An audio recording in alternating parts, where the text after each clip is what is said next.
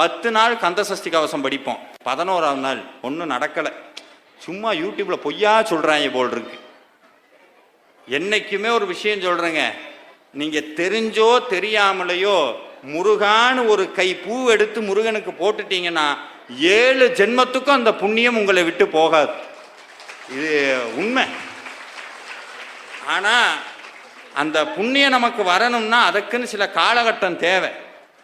இந்த பாசி பருப்பு இருக்குல்ல, பாசி பயிர், அதை முளைச்சி வச்சா எப்போ முளைக்கும்?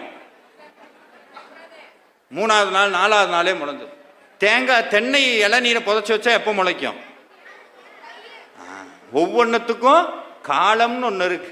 நம்ம பண்ணக்கூடிய பூஜை அத்தனையுமே விதை மாறி விதைக்கிறது நம்மளுடைய கடமை. பலனை ஆண்டவன் நிச்சயம் ஒரு நாள் தராமல் போகவே மாட்டான். நீங்க சார் நான் கபிலர் மலைக்கு மலை ஏறி ஒவ்வொரு மலையிலையும் முருகா முருகான்னு ஏறினேன் சார்,